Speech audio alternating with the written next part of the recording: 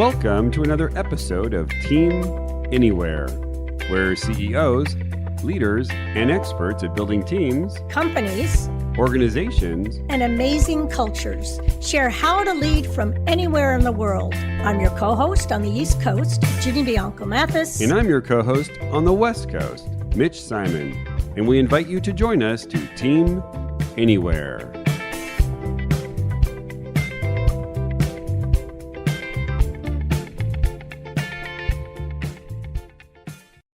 It's a buyer's market. Power has absolutely shifted to employees. Companies require the best from their managers and leaders to create the conditions for high engagement. What else do companies need? They need Scott Miller, leadership expert, podcast host of Frankly Covey on Leadership with over 7 million downloads per week, and author of the best-selling book, Everyone Deserves a Great Manager. Highlights of the book include, hey, it's their meeting, not yours. Your job is not just to give feedback, but create a culture of feedback. And your job is to be a light, not a judge. You'll be mesmerized by Scott's depth of knowledge, experience, and enthusiasm.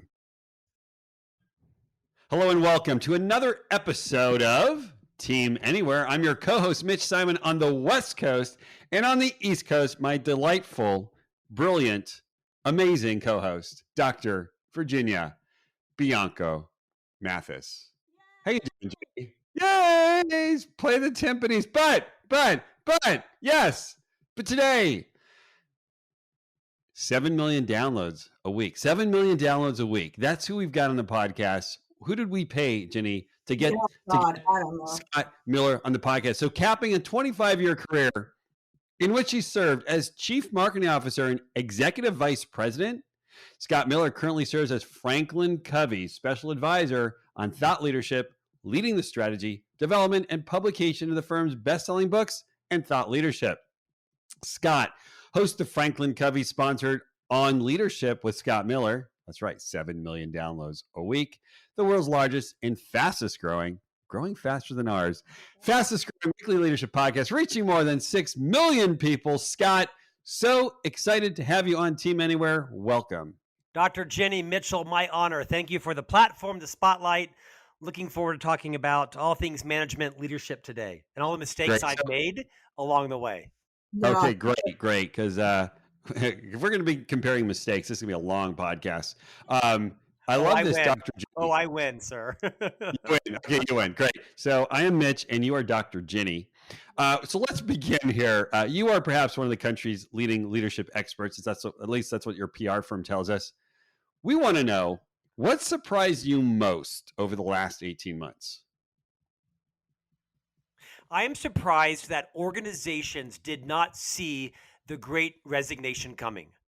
That any organization did not realize that even though all their employees were hostage during the pandemic, there were no options to go anywhere, that as soon as any kind of opening came, whether it was the vaccine, whether it was, the economy roaring back for whatever reason, that people were going to start to flee bad managers and corrupt cultures, or worse, or better, perhaps even decide their values had shifted and they didn't want to be working for a company that didn't value them. I mean, that did not take a crystal ball to see that a year ago, leaders at every level in an organization, front level, mid-level, senior level, they were the linchpin to creating a culture where people chose to stay. Keep in mind, leaders do not create engagement. That's some human resource bunk. Leaders do not create engagement. What they do is create the conditions for others to choose their own level of engagement, high or low.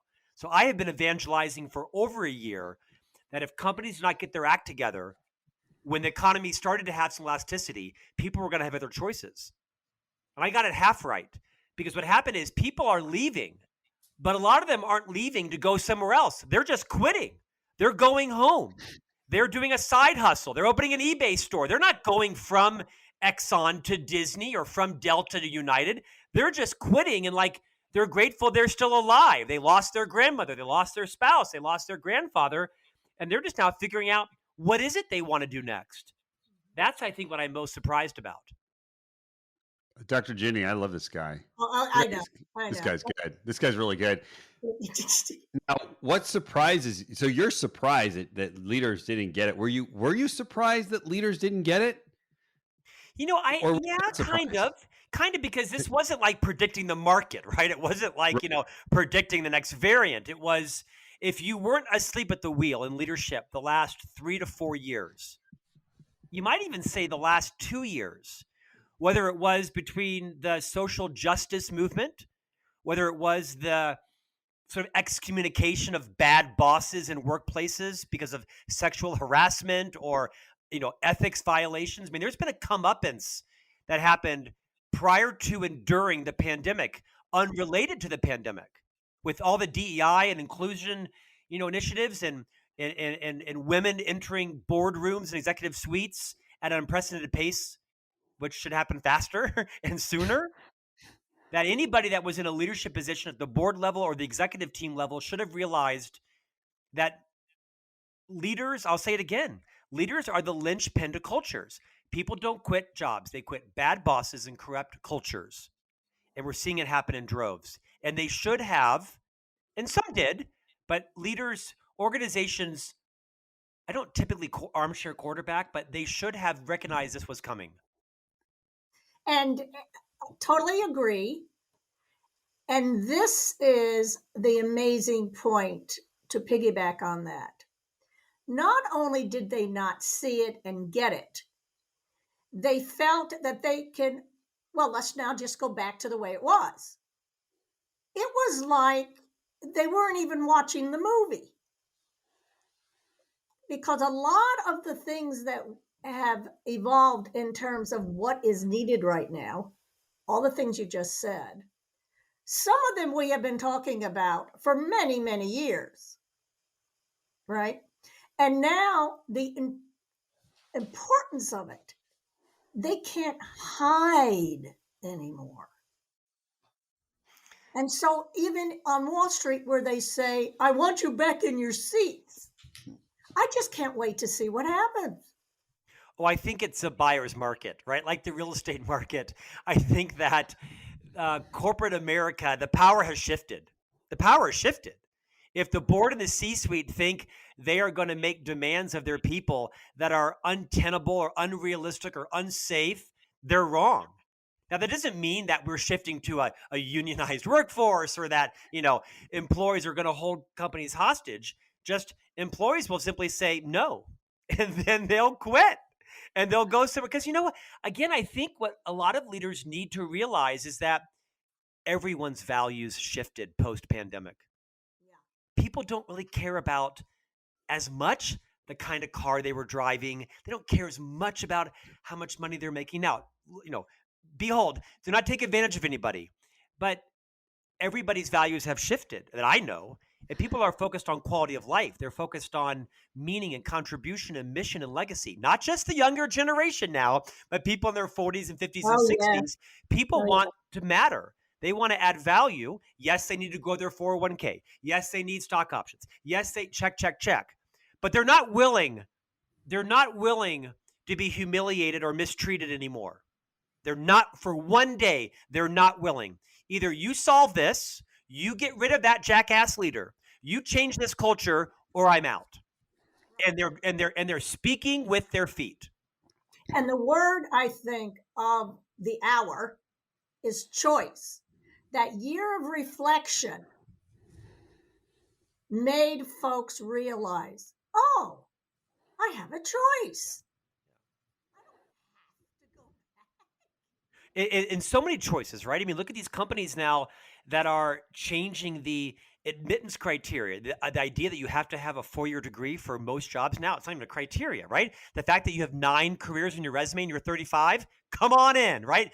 At our generation, you were a pariah. Like, so you've had 4 jobs in 10 years? What are you, toxic? Now it's the opposite. Wait, you've had 1 job for 25 years? What's wrong with you? I mean, the rules are fundamentally different now. Wow. Okay. Rich will try to take control of this crazy train.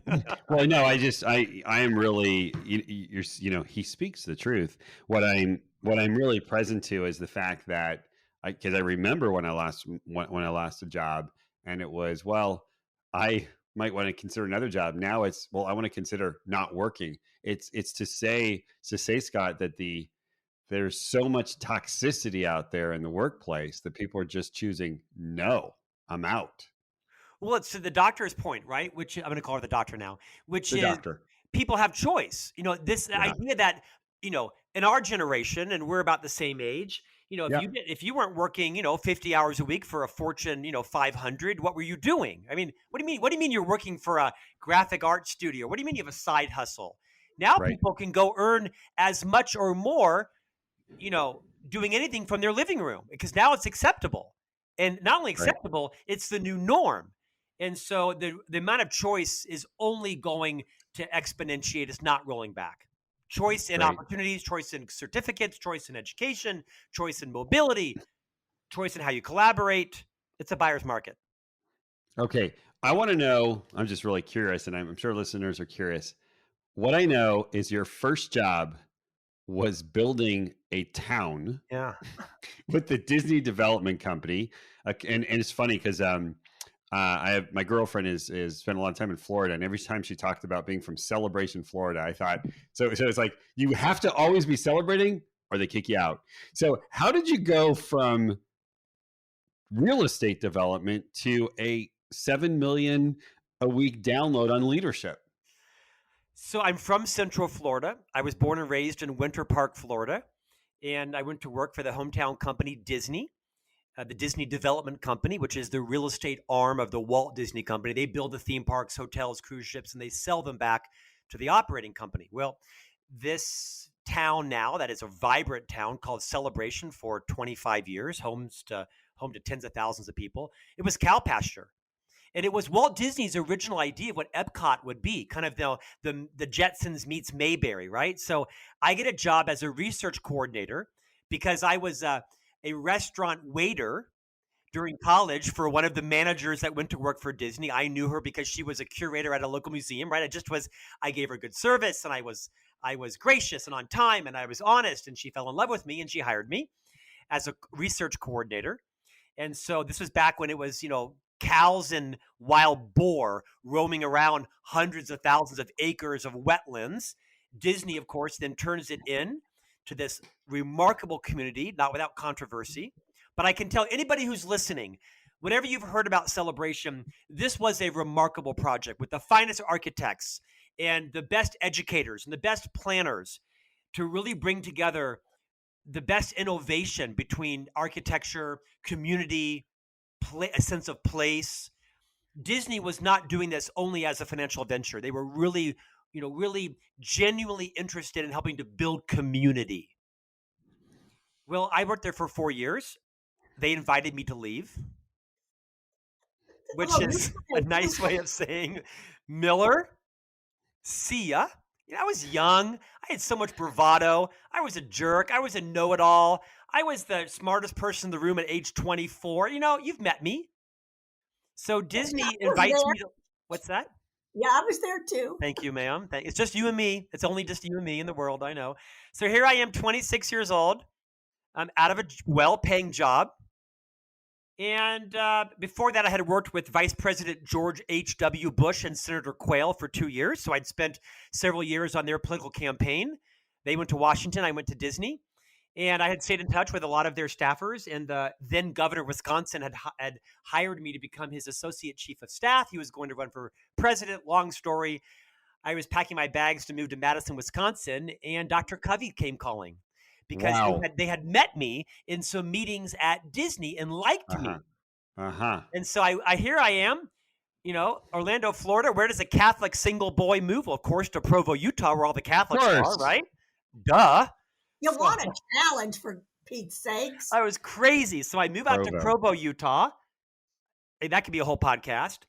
And here I am 26 later. It's have an amazing journey. Started at the front line, went to the C-suite as the chief marketing officer for a decade of this global public company. Dr. Covey was a man of incomparable, leadership integrity. Absolutely. He, of course, wrote The 7 Habits of Highly Effective People. He passed about 10 years ago.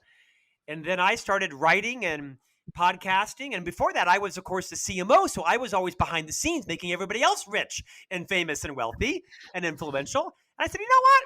I can talk like they can. So I started to book myself on some keynotes. And then before you know it, I'm on stages of 7,000 people. And I'm just talking about my own leadership journey, about how basically I kind of screwed it up. And that really has where my brand has come. I moved from the back of the house to the front of the house. And here I am today on your podcast. Wow. It's amazing. It's, and for all those young people out there listening, when you're waiting tables, be nice. It's just one of those things. It's like, that's it. Right? Always show your best self. Your most precious asset beyond your soul, if you're a religious or spiritual person, is your reputation. Yeah. And your reputation is merely the collection of all your decisions and choices over life. So choose it very wisely, especially now in a day of, social media where everything you do and say and think is likely documented. All right. So let's get into one of your books. I think you've written like 7 million books, right? We are looking. I got a few coming out. I got a few coming out. We're looking for those of us. We're looking at the back of Scott's head, and there's lots of books there, and he wrote them all. We're going to focus in today on, I think it's one of your latest ones, which is Everyone Deserves a Great Manager, the 6 Critical Practices for Leading a Team. I know that is a huge bestseller. And I want to know, of all the things you could write about, why did you choose to write this book, Everyone Deserves a Great Manager? Because Harvard Business Review conducted a research study about 5 years ago that said empirically, the average age that someone is promoted into their first management position is age 30. Yet the average age that same person receives their first formal leadership development training, age 42. Wow. This is not folklore. This is HBR research. 12 years of people wreaking havoc across cultures. Scott Millers that are we're not sociopaths. We're just bad leaders. And so I got passionate about this to say, after a 30-year career in the leadership development industry, where so many of us talk about how, well, everyone can be a leader and everyone should be a leader. No, hogwash. Not everyone should be a leader. Just like not everyone should be an anesthesiologist. What's that? I'm so glad you said that. It's true. And not everyone should be a commercial airline pilot. What happens is most organizations promote the top individual contributor, right? The most efficient dental hygienist or the most creative digital designer or the top salesperson. I mean, there's no correlation in what makes you a great sales contributor and what makes you a great sales leader. In fact, they're inversely correlated. So I've kind of been on a campaign with many others like yourselves to say, hey, it's okay if you don't want to be a leader, because leadership isn't and shouldn't be the only path to influence and title and income. Organizations should be much more deliberate on how they lure, or rather lead, people into leadership roles. Because what happens is you have the top sales producer. She's, delivered on her quarters, 16 quarters in a row. You now make her the sales leader. And now she realizes, oh crap, I got to have high courage conversations around personal hygiene. I got to have discussions around too much disclosure in the office or punctuality, or I have to be a model. I have to model everything I want to see in the people. And what we teach in this book is that a leader's mindset is they have to achieve results with and through other people. Yes. And when that becomes your frame of reference, everything changes. You no longer are the smartest person in the room. You're not the genius, to quote Liz Wiseman, but you're the genius maker of others. So I co-wrote this book with 2 colleagues to make sure that leaders at all levels understood, are there more than 6 practices? Of course, 14 was too many. So after 30 years of research at the company, we boiled it down into 6 things that if you can get these 6 right, you're kind of on your way to success. And those 6 things are? There. Next question. Yeah, real quick. Number 1 is, like I said, develop a leader's mindset, right? The old mindset, the ineffective mindset is really, I rush in and save the day, right? I get things done on my own, my way or the highway. The new mindset is that I achieve results with and through other people. I mean, that is foundational and fundamental. Practice 2 is holding regular one-on-ones. This is really, we prescribe a process of how do you structure a one-on-one? Who does most of the talking? Whose meeting is it really? Spoiler, it's their meeting, not your meeting. This is a chance for you to really understand what's going on with your team. What are their fears? What are their passions? What are their joys? So you can get to them before they decide to say yes to the LinkedIn overture from the recruiter. Practice 3 is set up your team to get results. This is all about setting lead and lag measures, how to set goals from X to Y by when, how to delegate. Practice 4 is create a culture of feedback. I'd argue that, next to recruiting and retaining talented people who are noticeably and palpably more talented than you are, that's your number one job as a leader. Mission, vision, values, I get it. System, structures, strategies, I get it. I think your number one job as a leader is to recruit and retain people more talented than you. And I think your number 2 job is to give people feedback on their blind spots, is to move outside your comfort zone and discuss the undiscussables. So practice 4 is create a culture of feedback, reinforcing feedback, redirecting feedback. But by creating a culture of it, you also make it safe for others to give you feedback. What is it like to be led by you? What's it like to be in a Zoom call with you? What's it like to be on a podcast with you? Receiving and giving feedback. Practice 5 is lead your team through change. We have a fairly intentionally rudimentary change model that just talks about how emotional change is, and that leaders have to always explain the why behind the what and recognize that not everyone will acclimatize or accelerate or assimilate to change as fast as you do. And then lastly is manage your time and energy. As Dr. Covey would say, be a light, not a judge. Be a model, not a critic. That as a leader, it's your job to take vacation and renew. It's your job to encourage your people to take their PTO so that they come to the office refreshed and engaged and excited about it. Those are the 6 practices in a nutshell. Great. Those are great. Leader mindset, regular one-on-ones, set up your team to get results, culture of feedback, lead teams through change, manage time and energy. All right. So, Scott, if you were to write this book again, Mitch, I don't want to write it again. I'm writing something else. You're going to write it again, and it was called The 6 Critical Habits for Leading a Remote Team.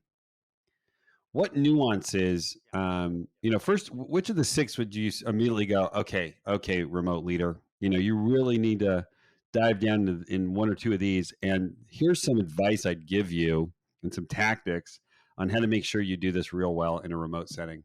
Such a timely question. Thanks for the setup. I wouldn't change the practices per se, but I would talk about empathy in each one of them. Is really understanding this idea. Yes, we were all in the same storm. No, we were not all in the same boat. And that you don't have any idea, likely, what your team members were going through. As a Catholic, I can appreciate this idea of the golden rule, right? Do unto others as you would have do unto you. Treat others how you want to be treated. Hogwash. It's the platinum rule. Treat others how they want to be treated. So as a leader, your job is to understand intimately each member of your team. What are their fears? What is their situation? What's going on in their family? What are their goals and joys? What brings them what ignites their genius? And, have they been alone in a 1-bedroom apartment in Manhattan, haven't seen daylight for a year? Are they perhaps, in a multi-generational home where there's no place to have a quiet Zoom call? There's, what's going on in there, and how fearful are they that they're going to lose their job? Do they understand what the new success? So on and on and on and on. It's developing empathy. It's not thinking that the world is like you. Most of us see the world not as it is, but as we are. So you've got to really change your paradigm to know, what's going on in Jenny's home? How's she doing? Is her husband still employed? Does she have a husband? She has a wife. I didn't know that. Is your wife still employed? Tell me how, you get the point. I think it's just through all of these is really trying to understand, is your team set up success? Are you making it safe for them to thrive? What can you do to clear the path? How do you do that remotely? First of all, you enter every engagement through the lens of, I'm here to check in, not check on. Yeah. So you don't start every meeting with just launching into the agenda. You genuinely express that you care.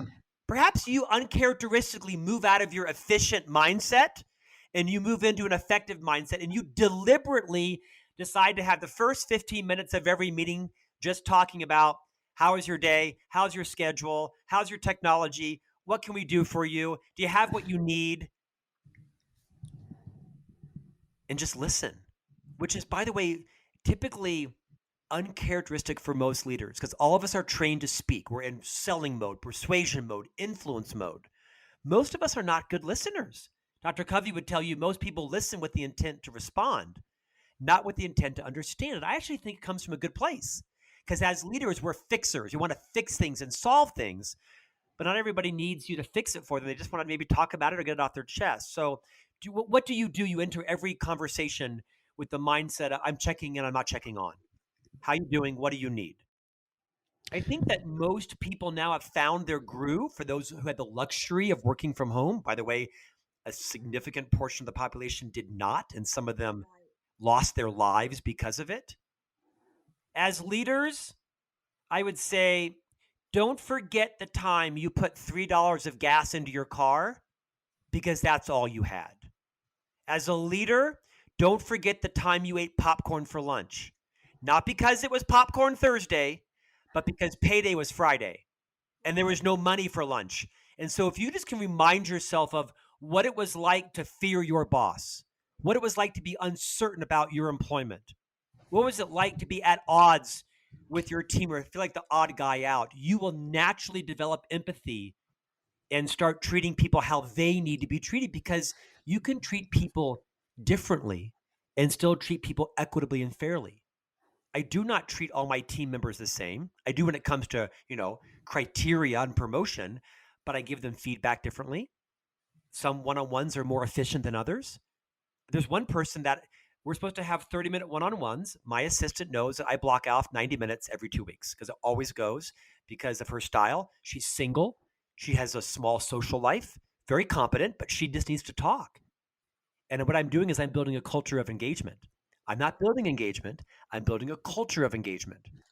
I'll tell you the biggest lesson I learned from Dr. Covey, and I think it's very applicable to your question. Can I share this? Please. As the chief marketing officer, I was constantly being interviewed by the media, and they would often call me up and say, I'd like to talk to you about the 7 habits of highly efficient people. You mean the 7 habits of highly effective people, the book that sold 50 million copies? Yeah, that one. Okay, well, it's called the 7 habits of highly effective people, not the 7 habits of highly efficient people. I think in what is now a virtual environment where we're all kind of on one Zoom call after another, we're not doing the lunches, we're not in the rooms, we don't see people's body language. Every leader needs to know when to be efficient and when to be effective. And I think many leaders like me have an efficient mindset where you get things done, you check things off, you move on. And that's probably where you got most of your success from was your level of productivity. And that's where you lost your empathy. Because or never found it because you were so stuck in that. And you cannot be efficient with people. You can only be effective.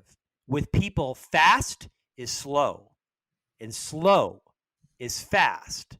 So when it comes to these 6 critical practices in a virtual environment, recognize what are the types of things and projects and calls where you can be efficient and when should you like noticeably, mechanically move into a effectiveness mindset. Turn off your phone, turn off your Apple Watch, turn off all the distractions, and just spend some time connecting with your people and generally making sure they know you care about them, not just what you can do from 8 to 6, but you care about them as people and as people with fears and joys and struggles and wanting to leave a legacy. That may sound ethereal, but I think it's quite practical. Great. Thank you. Thank you for that. That was a lot. That was good. I think I asked the question like 25 minutes ago, Dr. Ginny. Is that what yeah. No, I love it. It's just great information. I want to ask you another question. That was very efficient, by the way. Yes, it was very efficient. It was very effective. It was very effective. It was efficient.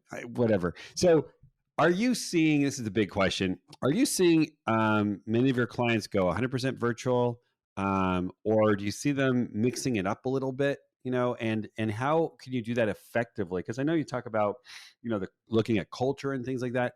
How have you seen your clients move effectively in this world of, well, you know what, we're going to be doing a lot of stuff online and we're going to be doing some stuff together. How do you make that work? I think the best organizations are recognizing that they're not in control, that this variant, this virus is changing so often that they announce everyone's back to work on January 1st. and then they announce 8 weeks later, oh, never mind, it's going to be June. Or the smart ones are not announcing anything. They're figuring out less about where and when and more about how, right? It's how do we make sure that our people are happy, that they are choosing a high level of engagement, that they feel valued, that they have an esprit de corps. Every manager, every leader knows you still have to create this esprit de corps with your team. How are you going to do that? It's not my job to dictate to you. Now, yes, there's protocols and there's legal issues and there's, all sorts of things, mask mandates and vaccine mandates and people quitting. The best organizations, I don't think they're pontificating. I think they're listening, they're adapting, they're agile, they recognize that they're not in control, and they're not making big sweeping decrees. What they do is they trust their people. I think it was Melissa Meyer at Yahoo a couple of years ago that swung the pendulum a couple of ways, all at home, all back, all home, all back. And, maybe she did a good service to a lot of us because, she made some of the right and probably wrong calls early on that we all could watch. I think the best organizations right now are kind of playing it cool. They're not making sweeping decisions and big grand policies where they're going to be embarrassed because something outside their control happens. They're working within their circle of influence. They're keeping their employees updated. They're listening, they're learning, they're adapting. Franklin Covey, for example, everyone's working from home. You can come to the office if you want. There are protocols. You either have to wear a mask or you have to have a vaccine or you have to be tested at your own expense.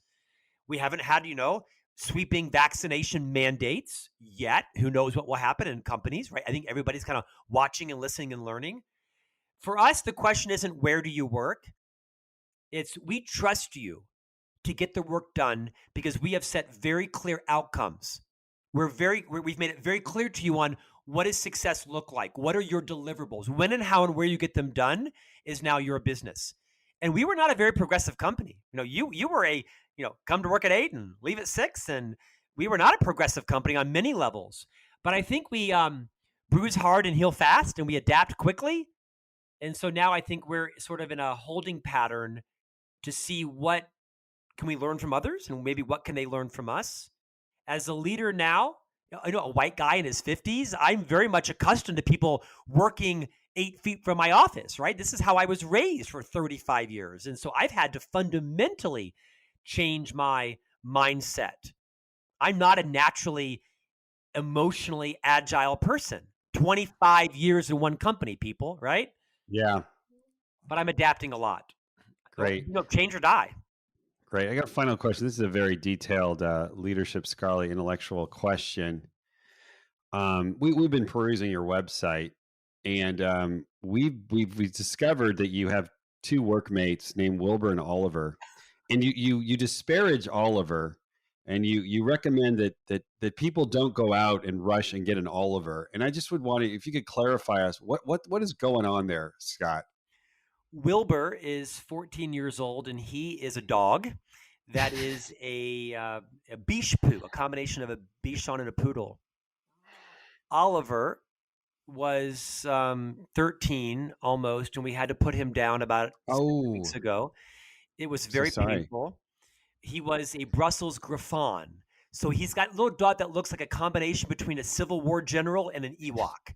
And these dogs are bred like to root out rats in stables, right? So he was a busybody, and he unfortunately had some very debilitating health problems. It was a very emotional. I can't believe I'm actually tearing up right now because I have no problem asking the question. But he was a busybody. He was a pain in the ass.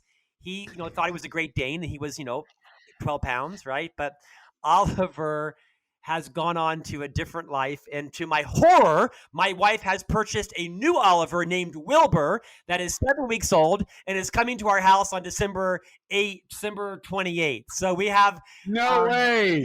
Wilson is coming to take Oliver's place. So Wilbur and Wilson will be teammates in a couple of weeks. So you do not take your own advice, Scott. I'm really surprised. My wife is in charge of that side of the Miller Land household. So I see. Yes. All right, great. Well, this has been an incredibly delightful, entertaining, and really effective conversation. I've got 20 more questions. That will have to be another whole event. Another one. If we can get him before he give me the platform. Thank you both. You're welcome. Yeah, we have to get him before he's 14 million downloads a day. Can you tell us, Scott, where can we find you? So 58 B Street is my home in Salt Lake City, Utah, but virtually you can visit scottjeffreymiller.com. I write a column for Inc. Magazine every week. All my blogs for LinkedIn are there. All the episodes, all the books that I've written are available on every major book retailer worldwide in multiple languages. And you can follow me on every major social platform, including LinkedIn, Twitter, Instagram, Facebook, YouTube, and starting in January, TikTok. From you. The dancing leadership guru. That'll be fun. Well, great. So this has been great. I want to thank you, Scott, for fitting us in here. I want to thank you, Dr. Ginny, as always, and I want to thank you, our listeners, for supporting us, for listening to this great content. And we want to encourage you to share this podcast with your friends and colleagues, and Biche Poos. And Biche Poo, and a Biche Poo and a Brussels Griffon. And a Brussels Griffon. And we'll see you next time on this amazing podcast that we call Team Anywhere.